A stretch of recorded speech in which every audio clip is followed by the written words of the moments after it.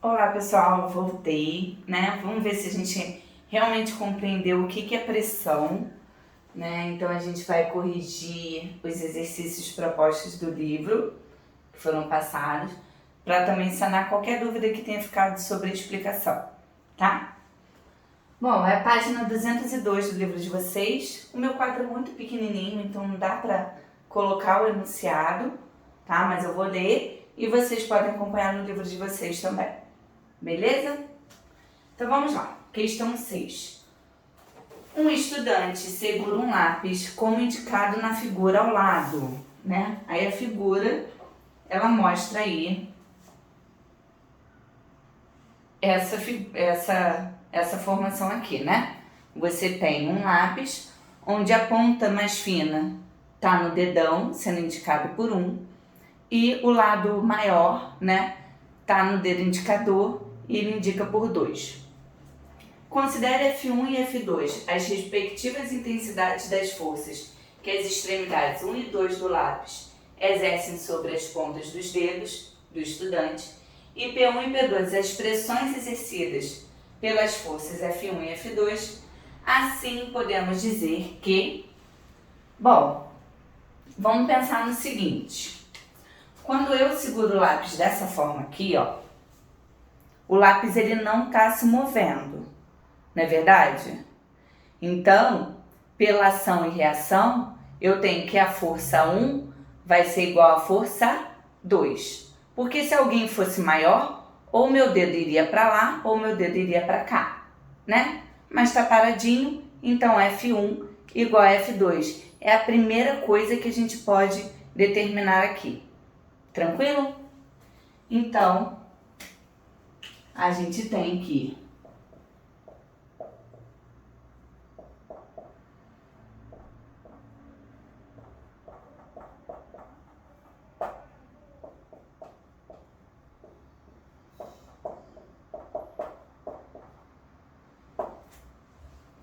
bom, aí agora, né, o que a gente pode dizer sobre as pressões?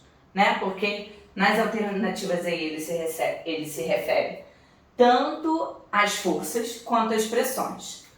Bom, eu sei que a fórmula é pressão igual a força sobre a área, correto? Então, pensa comigo. Na pressão 1, eu tenho a força 1 sobre a área 1. E para a pressão 2, eu tenho a força 2 sobre a área 2. Essas forças aqui, elas são iguais. E matematicamente, o que a gente pode dizer com relação à pressão e à área? Né? A gente falou sobre isso no ano passado. Se ela está embaixo no denominador, é porque a gente diz que é inversamente proporcional à área.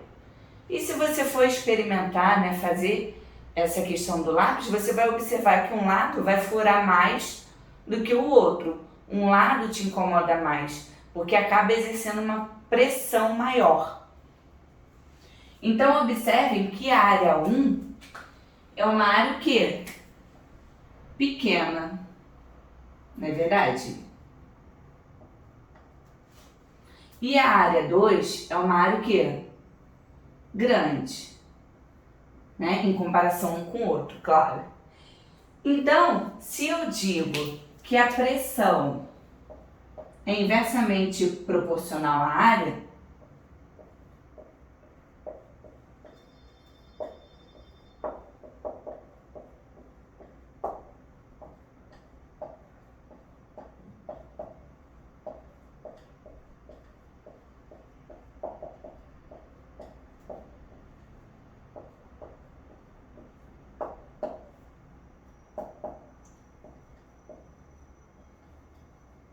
então o que a gente pode concluir?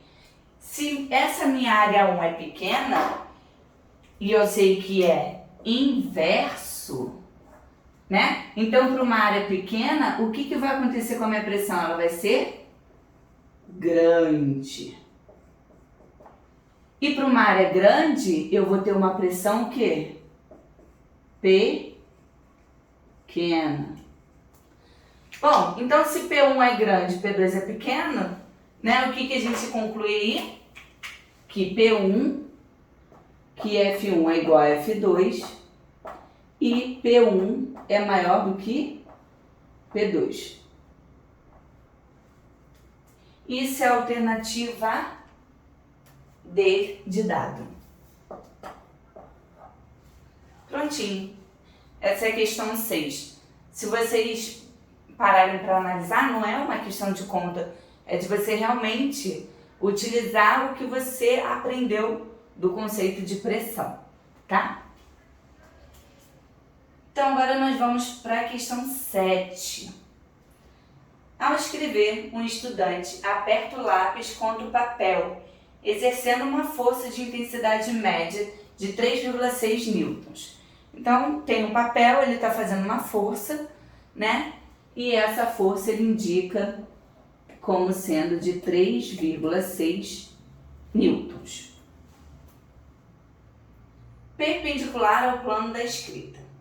A ponta do lápis tem uma área de 0,3 milímetros quadrados. Então, a área é 0,3. Conferir aqui. Isso. Milímetros quadrados. Observe que eu já falei, eu falo isso desde o primeiro ano, que quando eu trabalho com força em newton, eu não posso ter a unidade de medida de milímetro, né? Por quê? Porque newton está associado com quilograma, metro e segundo, né? 1 newton corresponde a 1 quilograma vezes metro por segundo ao quadrado. Então aqui eu não posso usar milímetro, eu tenho que usar metro. Aí a gente vai lembrar daquele truquezinho, né, que a gente faz. Primeiro eu penso de milímetro para metro e depois eu elevo ao quadrado, tá? Bom, eu sei que de milímetro para metro, observe que eu quero escrever um número pequeno de uma forma grande. Então, quer dizer que meu expoente vai ser negativo, tá? E são quantas casas? Milímetro, centímetro, decímetro, até metro, né? Então, é menos 3. Sendo que aqui não é apenas milímetro, é milímetro ao quadrado. Então, eu pego esse termo aqui e elevo ao quadrado. Então, vai ficar que o milímetro quadrado vai corresponder 10 a menos 3 ao quadrado, é só multiplicar os expoentes. 3 vezes 2, menos 3 vezes 2, menos 6 metros quadrados. Então, quer dizer que a sua área vai ser 0,3 vezes 10 a menos 6 metros quadrados.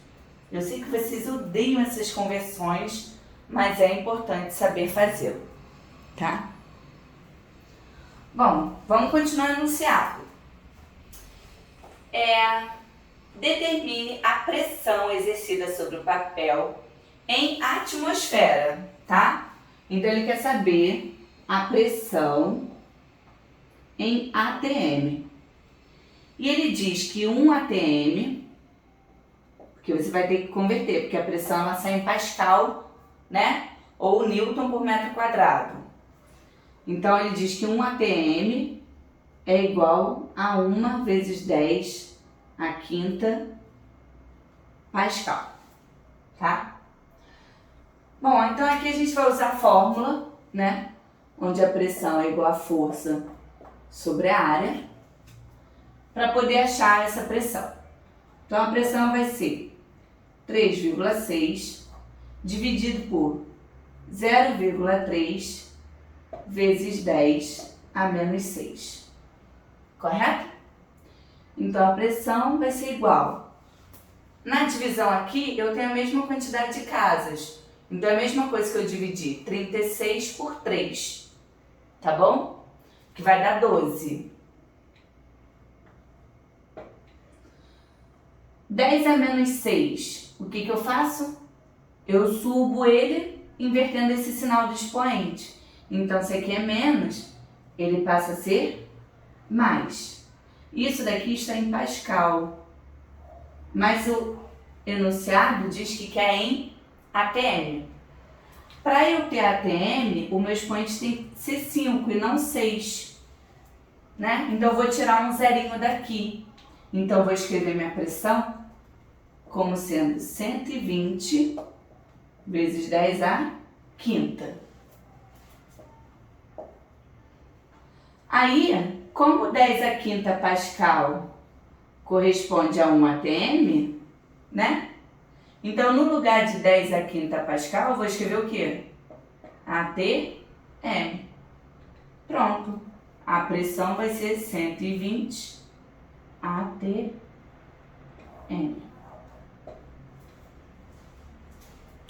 Pessoal, qualquer dúvida, tá? Com relação até mesmo a essas conversões, vocês podem falar comigo ou com o professor Marcelo. Tranquilo? Então vamos lá, pessoal. Agora nós vamos fazer a questão 8.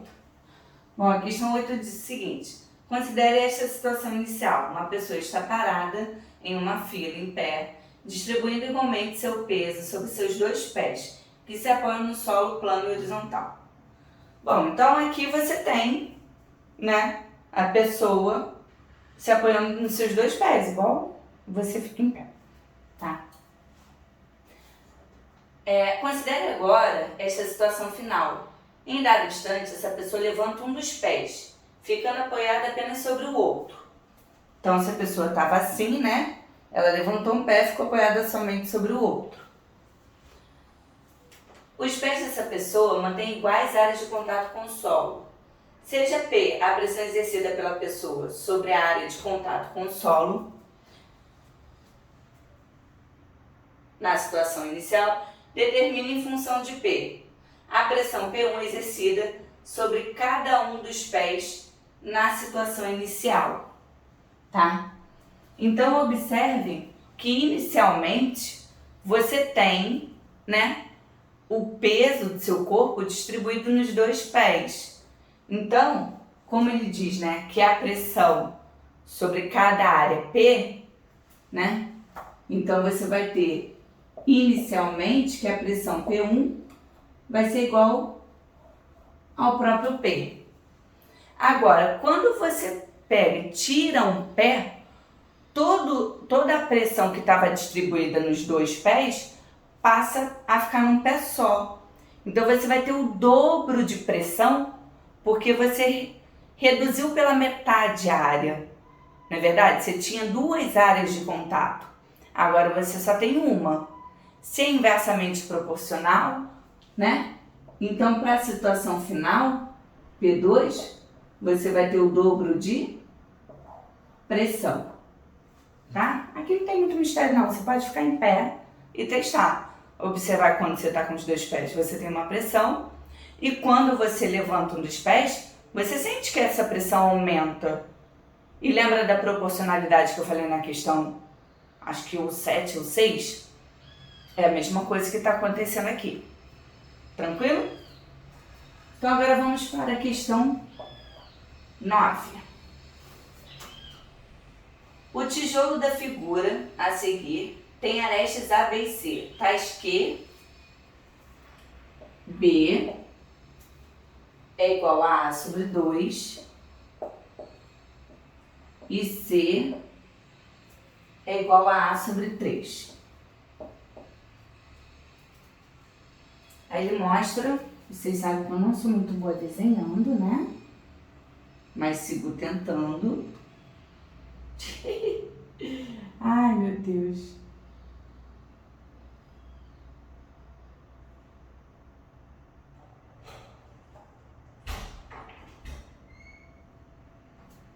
Então aqui a gente tem A, B e C, tá? Isso aí. Seja P1 a pressão exercida pelo tijolo sobre uma das faces de arestas A e B, então é como se tivesse essa parte de baixo do tijolo,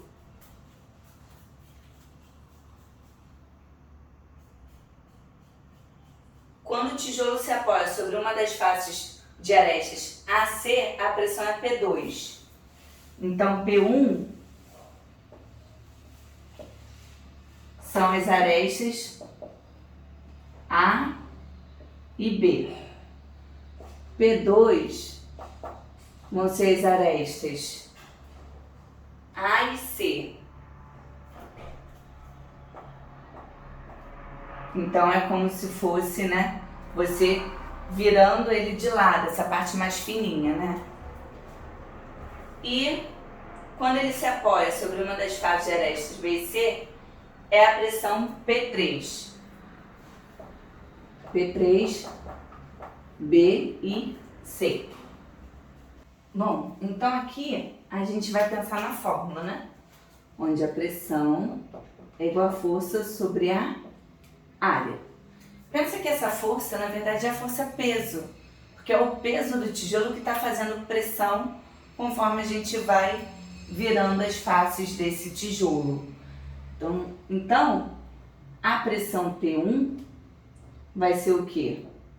O peso do tijolo sobre a área, sendo que a área aqui vai ser A e B, né?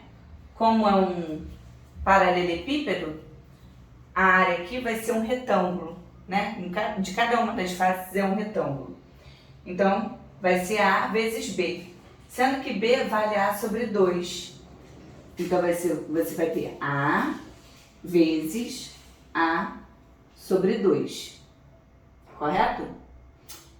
Então, você aqui tem que P1 é igual ao peso de A ao quadrado sobre 2, tá?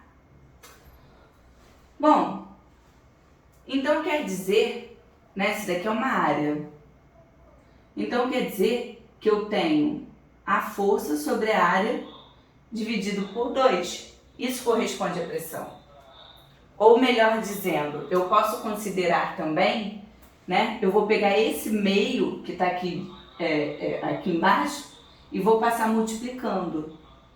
Então, eu tenho que P1 vezes meio é igual a P sobre A ao quadrado.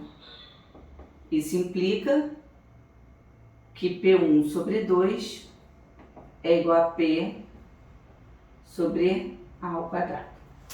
Tá? Então, eu já sei que P1 é sobre 2. Agora, vamos pensar no P2, tá? P2 vai ser... Então, vamos lá. P2 é a aresta A com a C. O C é A sobre 3. Então, a gente vai fazer mais ou menos a mesma coisa, né? Como é força sobre a área, vai ser o peso do tijolo de A que multiplica A sobre 3.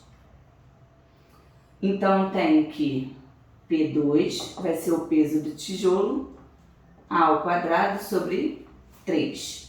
Eu vou pegar esse 1/3 e vou passar lá para o outro lado multiplicando. Então, eu vou ter P2 vezes 1/3, igual a P sobre A ao quadrado. Então, P2 sobre 3 de P sobre A ao quadrado.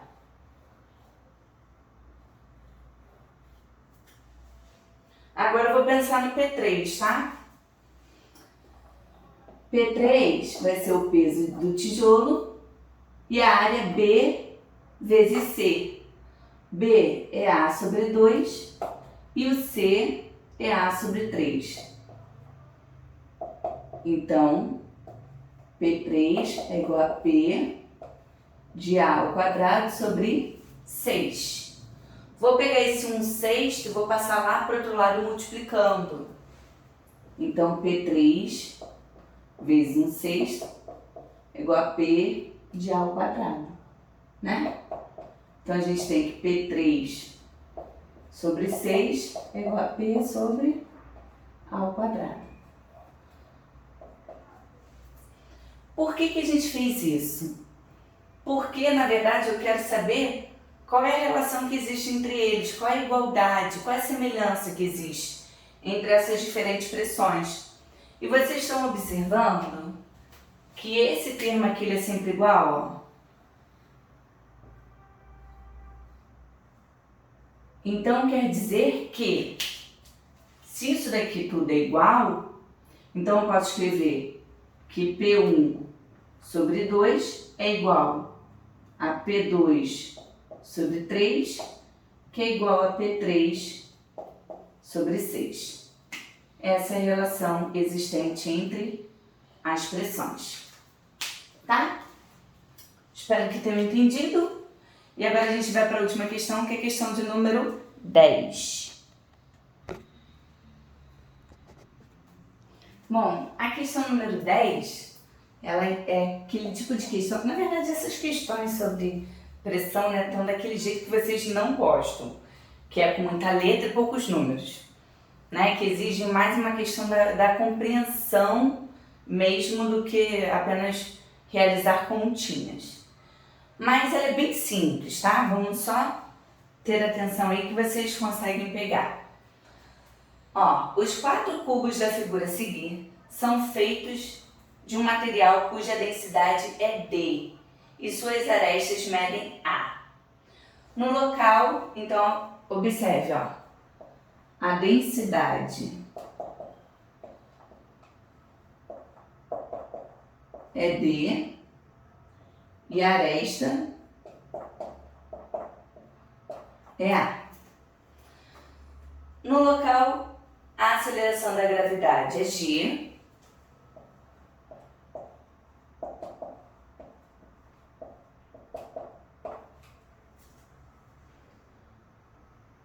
Determine em função de A, D e G.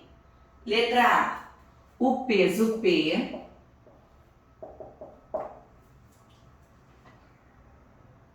Do conjunto dos 4 blocos.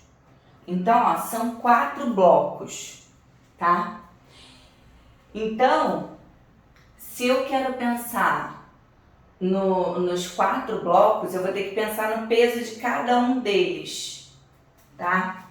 Então, eu vou ter que o peso vai ser 4 vezes a massa vezes a gravidade de cada um dos blocos, tá? O problema aqui é que ele não quer a massa, né? Ele não quer em função de M. Ele quer em função de densidade e de aresta. E nós vimos que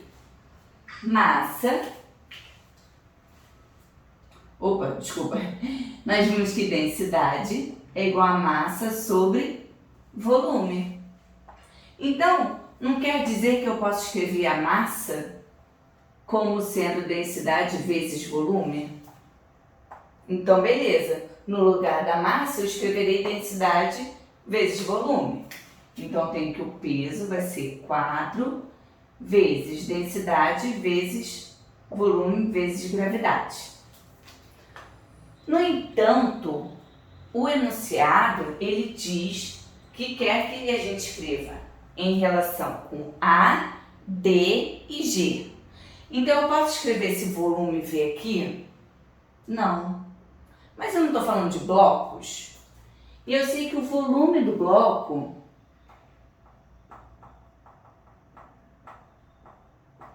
pode ser escrito em função das suas arestas. O volume do bloco é igual a ao cubo, não é isso? Então, quer dizer que no lugar do V, eu posso escrever A ao cubo. Então, quer dizer que o peso vai ser 4D G A ao cubo. Só isso, pessoal. Somente isso. Viram como não é complexo? Você só tem que escrever da forma como ele quer. Aí, para isso, você tem que ir relembrando alguns conceitos, tá? Agora a gente vai para a letra B. A letra B diz: a pressão exercida pelos blocos sobre a face que os apoia. Então, ele quer saber a pressão sobre uma única face. Não é verdade? Eu sei que pressão é igual a força sobre a área. Não é verdade? Então quer dizer que a pressão vai ser igual à força. A força não é a própria força peso. E eu não descobri que a força peso tem essa expressão aqui. Então vai ser 4DGA ao cubo, né? A área é a área de uma face.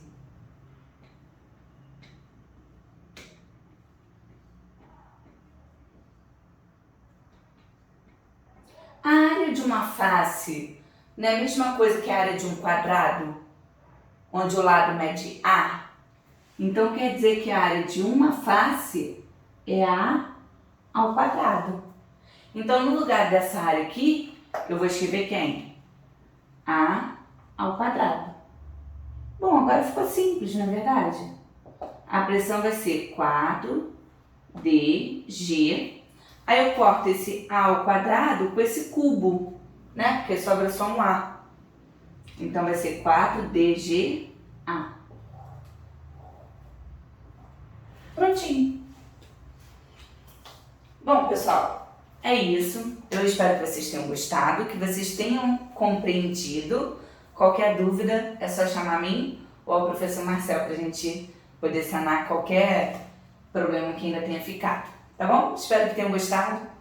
Um beijão, até a próxima. Tchau!